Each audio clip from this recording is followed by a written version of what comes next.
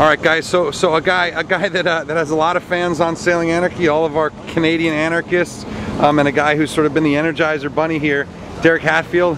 How are you, man? Well, doing good. It's day before the start, and just feeling pretty relaxed. And maybe that's not a good thing, but feeling pretty relaxed. I have Thierry Dubois visiting here right now, taking a look at his old boat. He built this boat, of course. Yeah. So he's here, kind of checking things out for me and helping the shore team kind of take one last look at it. So well, she's a gorgeous boat. She looks great, and you seem like you got a great team here. And I mean, what are the differences between this campaign and the last one? Well, I think it's mostly the budget, of course. Right. The last campaign ended badly, and the budget was way over the top, and we had to sell the boat, pay off all the bills. And this campaign, of course, the Eco Class makes so much more sense for those of us that don't have big budgets. Right. And so I'm feeling pretty nice. The boat is well sorted. It's a different design of boat. Not different, but a little departure from the Finneaus and the other bigger, stronger boats. This one sails well. I'm actually very impressed with it.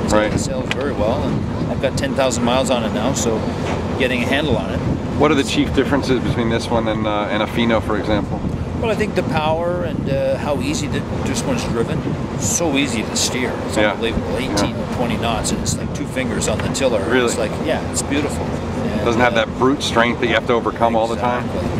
Even my last 60, you had to steer it when it wanted to take off and round up or something like that. There wasn't a lot that you could do, and it was pretty hands-on all the time.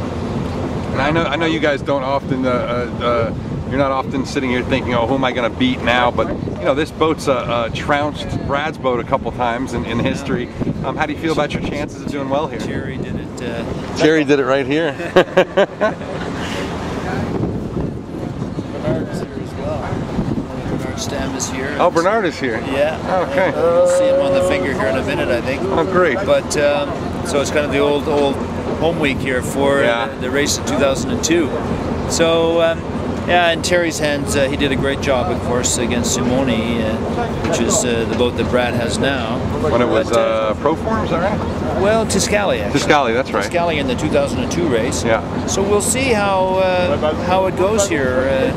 We'll find out tomorrow. Yeah. Who's got boat speed? Who's got wheels? You're a soft-spoken guy. I first met you in North Star Yacht Club our Sail Club in Detroit, or outside Detroit, when you were giving a talk. But you're a soft-spoken guy.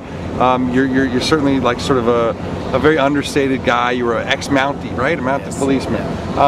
This race requires you to do a lot in terms of media and sort of playing the reality TV part of it and trying to sort of share your story.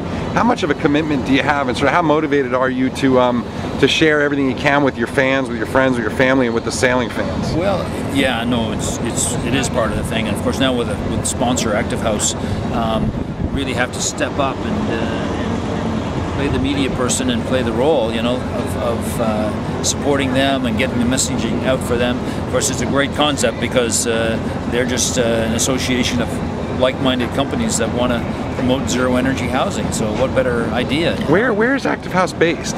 It's kind of worldwide. It comes out of Denmark, but it has a consortium of companies that are all global companies, and like I say, they're just companies that want to promote zero. They call it zero or carbon neutral housing.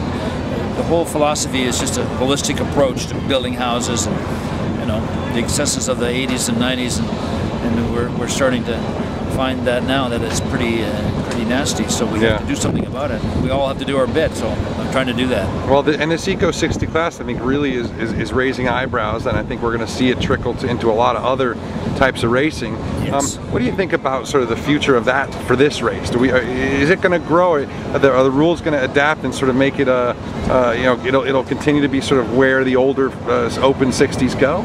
Well, I think so, yes, and that's the whole idea. As you know, when you build a brand new open 60 and they're spiraling up out of control. Yeah.